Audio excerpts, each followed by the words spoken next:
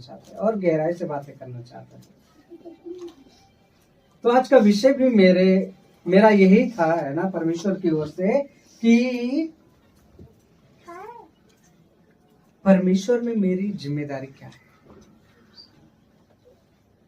मैं परमेश्वर में क्या हूं, एक मसीह में मैं क्या हूं, है ना। ये विषय बहुत ही सोचने वाली है ना।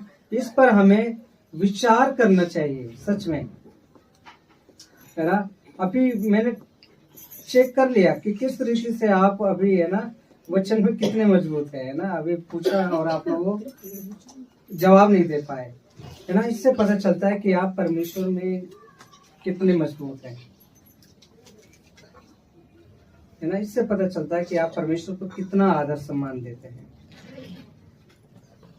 यदि आप कहते हैं कि हाँ, मैं प्रभु में हूँ और मैं प्रभु से प्रेम करता हूँ या करती हूँ, तो हमें वो करना भी चाहिए, सिर्फ शब्दों से ही नहीं, सिर्फ कहने से नहीं, है ना।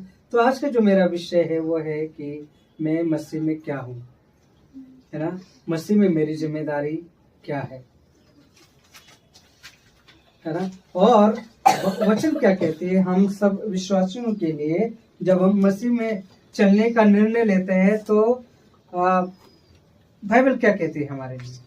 जब हम मसीह में चलने का निर्णय ले लेते हैं, है ना, और हम ये कह देते हैं कि अब मुझे संसार से लगाव नहीं, संसार से प्रेम नहीं, है ना, संसार की बातों में जीवन नहीं, संसार में केवल दुख क्लेश है ना, और मैं इसलिए परमेश्वर को चुन रहा हूँ या चुन रही हूँ क्योंकि उसमें उद्धार है, अनंत जीवन है ना, और स्वर्ग में सदा का आनंद है उसमें, है ना। इस बात को हमें गौर कर लेना चाहिए। और जब आप बपतिस्मा भी लेते हैं, इस बात का आप क्या अंगीकार करते हैं कि अब मैं संसार के लिए मर चुका हूँ, मेरा पुराना मनुष्य तो मर चुका है। मैं जब प्रभु को स्वीकार कर लिया तो मेरा पुराना जीवन खत्म हो चुका है ना। पुराना जीवन, आप खुद सोच सकते हैं कि आपका पुराना जीवन क्या था, है ना।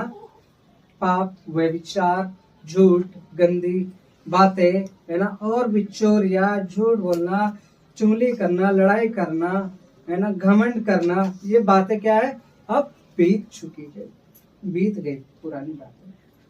तो इसलिए बाइबल क्या कहती है, हम जब मसीह में आते हैं तो क्या कहती है, अब जब तुम मसीह यीशु में हो तो क्या हो, नई सृष्टि हो। हालेलुया। नई सृष्टि का मतलब समझते, नया हो जाना,